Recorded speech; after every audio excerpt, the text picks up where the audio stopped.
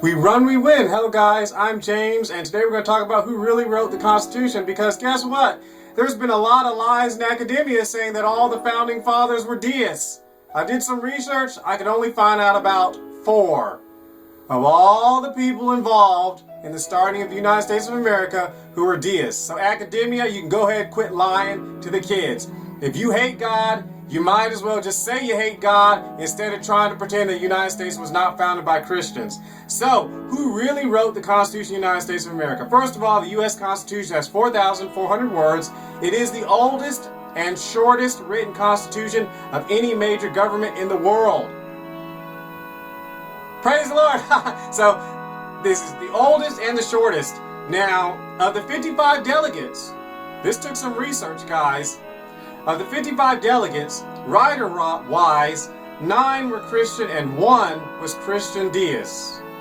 Now, the information I'm about to read to you came from the U.S. National Archives and the Library of Congress. It took me a while to find this information. I've included these people's religious affiliations so that you may know. Children, you may know. Parents, you may know. Guys, Americans, you may know who wrote the Constitution. Let's see. We have to do writer-wise because this is what they had to say. In none of the relatively meager records of the Constitutional Convention is the literary authorship of any part of the Constitution definitely established.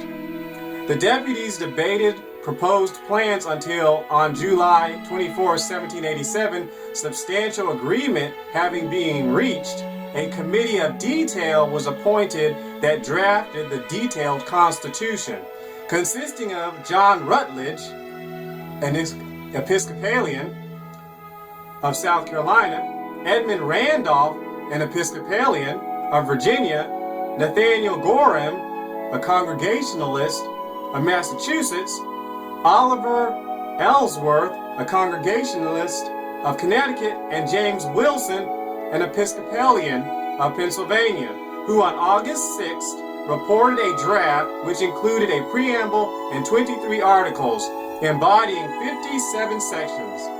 Debate continued until September 8th, when a new committee of style was named to revise the draft.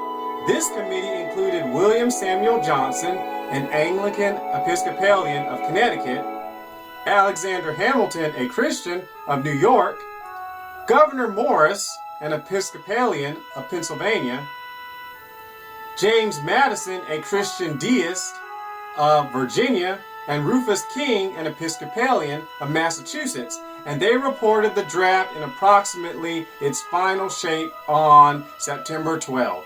The actual literary form is believed to be largely that of Morris, an Episcopalian, and the chief testimony for this is the letters and papers of Madison, a Christian deist, and Morris's claim.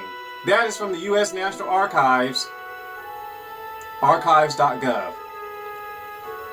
And I added the religion so you can see what these people's religions really were. Here's a quote from the Library of Congress website. That religion was not otherwise addressed in the Constitution did not make it an irreligious document, any more than the Articles of Confederation was an irreligious document. The Constitution dealt with the church precisely as the Articles had, thereby maintaining at the national level the religious status quo. In neither document did the people yield any explicit power to act in the field of religion.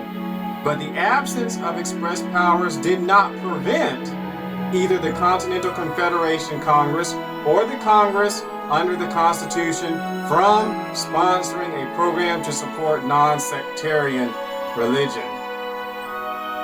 That is who wrote the Constitution of the United States of America. I encourage you, if necessary, go find out the religious affiliation of the 55 delegates at the Constitutional Congress, the people who came to do that.